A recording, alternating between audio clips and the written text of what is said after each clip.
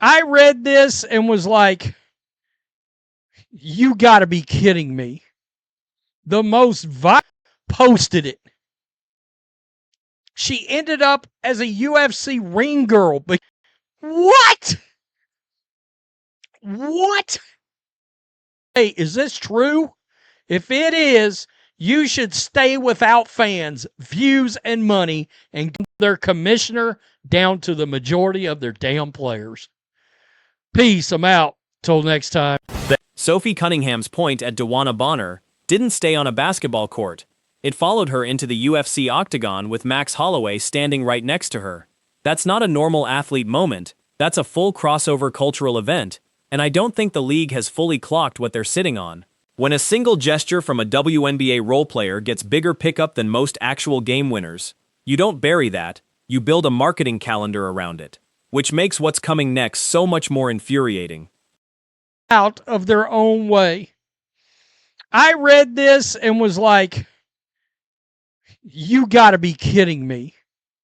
The most viral moment of the year that did not include Caitlin Clark getting a fist to her throat was the point by Sophie Cunningham that literally exploded across social media and everywhere else. He showed up, UFC. She was standing in the octagon. So here's the part that made my jaw hit the floor. Sports business reporter Darren Rovell broke the news that the WNBA Players Association is blocking its own licensees from using the Sophie point, calling it derogatory. Front Office Sports confirmed it, and the union's official line was that they don't monetize player conduct from a confrontation between members. Fine, I get the legal logic, but optically, you're telling me the single most viral image your league produced all year is now radioactive to your own merchandise partners? That's not protecting anybody. That's leaving money on the table during the exact window it's worth the most. Takes us back to Darren Rovell. The WNBA Players Association is currently prohibiting licensees from using the Sophie Cunningham point, saying that it is, quote, derogatory. What? What? That is absurd. And if I was Sophie Cunningham, I would be kicking and screaming. Rewind to why this even matters. This point went mega viral for 2 straight weeks. The White House reposted it, and it's the reason Cunningham ended up in the UFC cage in the first place. She was also the most searched woman in sports last year. That's not a fringe internet moment, that's the biggest organic marketing win the WNBA has had in ages, and it came from a role player, not a max contract star. You'd think that's a gift. Apparently not everyone in the building agrees. Moment of the year for any WNBA player has been this point, and of course, she pointed at Dewana Bonner. Everybody remember that? That's what happened. She pointed at Dewana Bonner. This thing went mega viral for 2 weeks. The White House posted it. She ended up as a UFC ring girl because of this moment. By the way, again, she was the number one. And that's exactly what's making fans lose it. The most viral moment of the year. And the league can't turn it into a single shirt or poster because it got flagged as offensive. Hey, at the union, is this actually true? Because if it is, you're choosing to sit out on the one thing people actually want to buy. I'm not saying that to be dramatic. I'm saying it because that's genuinely the reaction across sports media right now, and it's hard to argue with. This league is ate up with the perpetually offended. The most viral moment of the year can't get licenses because you got players that were offended by it. Remember all the people online? Oh, that's so disrespectful to black women. And now they won't issue a license over the Sophie point. They just can't get out of their own way. No, they can't. Hey, losers at the WNBA, at the PA. There's a broader pattern here too. This league gets accused, fairly or not, of turning almost anything into a bigger storyline than it needs to be, and it hasn't turned a profit in its history. Caitlin Clark is the one who dragged casual sports fans into the tent. When your business decisions keep undercutting your own breakout moments, that's not a media conspiracy against you, that's self-inflicted. Doing. But nobody plays the victim like WNBA players. Everything has got to be about a ism, a phobe, oh my God, white supremacy, something. And this is why this league has never turned a profit. This is why this league, they ventured into the... Here's a stat that should embarrass every marketing department in that league office.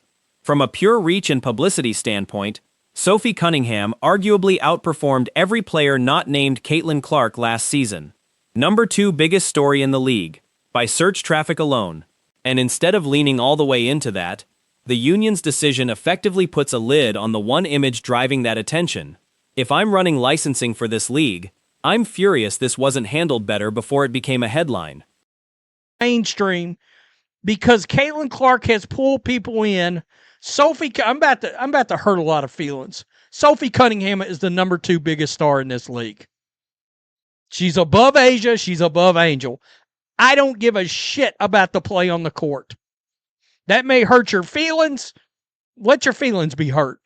Sophie Cunningham, literally, from a publicity standpoint, from a reach standpoint, she's slaying everybody that's not named Caitlin Clark. And these players are so jealous. People online tried to say this whole story was made up. A fake report. Nothing to see here.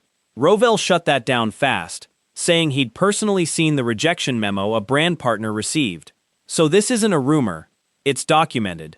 Which honestly makes it worse, because now there's a paper trail showing the league actively said no to cashing in on its biggest crossover moment of the year. Go back to where you were. I mean, wow. How does DeWanna Bonner have this much power? She quit on the team. This person said, no, they aren't. That's a made-up story. Darren Rovell answered, yes, it's very real. Just spoke to someone with a big company who showed me their rejection. They got a rejection. They sent them a rejection memo is what happened.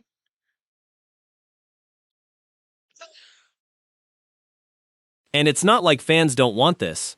Watch the reaction when kids at Cunningham's basketball camp all lined up to do the signature point for photos. That's the organic demand a marketing team dreams about. Merch practically writes itself from a moment like that. Instead, the league's licensing arm is treating it like a liability instead of the free advertising it actually is. Scott Agnes put out a story. Every camper gets a photo with Sophie Cunningham, and as you can expect, they all want to do the signature point. So let's look at it right here. Scott Agnes put this out. You get 1 point and the ball. 1 point and the ball. If it's a common foul, look at that. The young lady's black. Look at that. So when the union says no to a license because we consider it derogatory, what they're really saying is they'd rather sit out the biggest earned media win of the year than risk the optics of profiting off a confrontation. I understand the instinct. Protecting players from having an in-game conflict turned into a product is a defensible policy on paper. But defensible on paper and smart business in practice are two very different things, and this league needed the second one a lot more than the first. Let's be real. When they don't want to allow you to make money, or they're so short-sighted that they won't allow a license or whatever on that moment, they should have had product out, licenses out the next day. And they're telling people, no, you can't use it. We consider it derogatory. This league deserves to go out of business. Businesses shoot themselves in the foot all the time. That's not unique to the WNBA. What is unique is doing it with the single most bankable moment your league has produced in years, at the exact moment national attention is at its peak because of Clark, Cunningham, and everyone orbiting that story. You don't get a second run at a viral moment. Once the window closes, it's gone. Wow, that is nuts. I mean, you've heard of businesses and shooting themselves in the foot, going left when they should have went right, whatever. But because somebody, probably somebody like Terry Carmichael Jackson,